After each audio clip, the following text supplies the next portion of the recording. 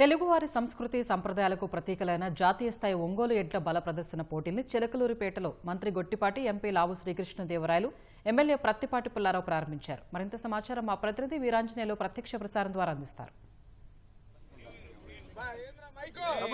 తెలుగు ప్రజల ఆరాధ్య దైవం తెలుగుదేశం పార్టీ వ్యవస్థాపకులు మాజీ సీఎం నందమూరి తారక రామారావు 30వ వర్ధంతిని పురస్కరించుకొని పల్నాడు జిల్లా చిలకలూరిపేటలో ఒంగోలు ఎద్దుల భారీ బల ప్రదర్శన పోటీ నిర్వహిస్తున్నారు. స్థానిక ఎమ్మెల్యే ప్రత్తిపాటి పుల్లారావు ఆధ్వర్యంలో ఉన్నటువంటి ప్రత్తిపాటి ఫౌండేషన్ ఆధ్వర్యంలో జరుగుతున్న ఈ ఎడ్ల పందాల ప్రదర్శనను ఇప్పటికే మంత్రి గొట్టిపాటి రవికుమార్, అదేవిధంగా ఎంపీ లావు శ్రీకృష్ణదేవరాయలతో కలిసి ఎమ్మెల్యే గారు ప్రారంభించారు.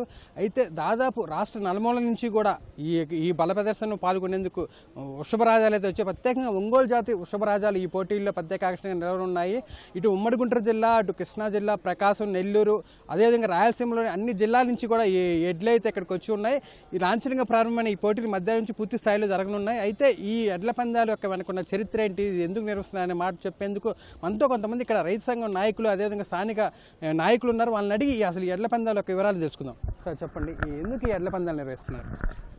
తెలుగు జాతి ఆత్మగౌరవం కోసం అహర్నిశలు పోరాడినటువంటి అన్న నందమూరి తారక రామారావు 30వ వర్ధంతి సందర్భంగా ఇక్కడ ఈ ఒంగోలు జాతి వృషభరాజాల ఎడ్ల పోటీలు నిర్వహించుకోవడం జరుగుతుంది. అంతరించిపోతున్నటువంటి మన తెలుగు జాతి సంస్కృతి సాంప్రదాయాలను నిలబెట్టే దానిలో భాగంగా ఇక్కడ మా మాజీ మంత్రివర్యులు, స్థానిక శాసనసభ్యులు ప్రత్తిపాటి పుల్లారావు గారి ఆధ్వర్యంలో ప్రత్తిపాటి ఫౌండేషన్ తరఫున 2014-19 మధ్య కూడా 4 పర్యాయాలు ఇక్కడ ఈ కార్యక్రమాన్ని చేపట్టడం జరిగింది.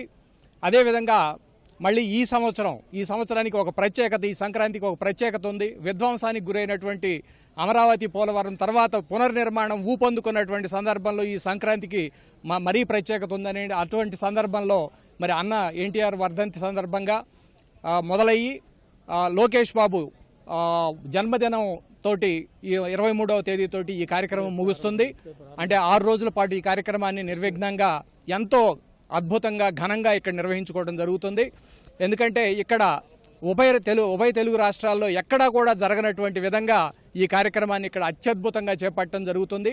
ఎందుకంటే ఇక్కడ రైతులకు ప్రోత్సహించేదానికి ఇక్కడ ఇచ్చేటువంటి ప్రోత్సాహకాలు కానివ్వండి, వారికి ఇచ్చేటువంటి బహుమతులు కానివ్వండి, ఇవన్నీ కూడా చాలా ఘనంగా, అలాగే ఇక్కడ ఏర్పాట్లన్నీ మీరు చూస్తూ ఉన్నారు.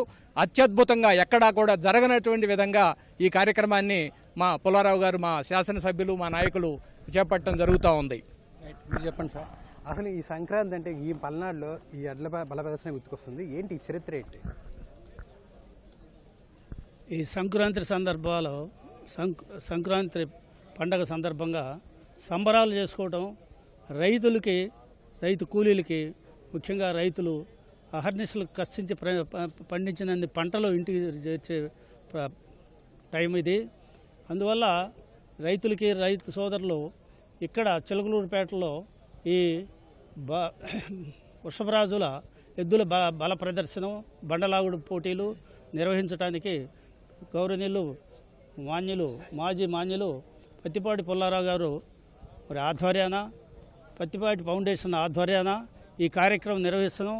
దీనిలో అనేక మంది రైతులు పాల్గొని ఈ 6 రోజులు జరిగేటువంటి ఈ వృషభరాజులో మరి బండలాగుడు పోటీలు తిలగిస్తారని చెప్పి, అదేవిధంగా ఇప్పుడే మరి మన పార్లమెంటు సభ్యులు గౌరవనీయులు కృష్ణదేవరాయలు గారు, అదేవిధంగా మన మంత్రివర్యులు గొట్టిపాటి రవికుమార్ గారు ఇప్పుడే వచ్చి ప్రారంభోత్సవం చేసి ఈ కార్యక్రమం వారి ముగ్గురు చేతుల మీదుగా మరి ప్రారంభోత్సవం చేయటం, రైతు సోదరులు, రైతులు, అందులో ఈ కమిటీ పెద్దలు, ఇప్పుడు ఎల్లం సాంబశివరావు గారు, మరి అట్లనే పేర్న వీరనారాయణ గారు, మరి తేలపూలు వీరయ్య గారు, ఇంకా మిగతా పెద్దలందరూ కూడా ఈ కార్యక్రమాన్ని సహకరిస్తున్నారు.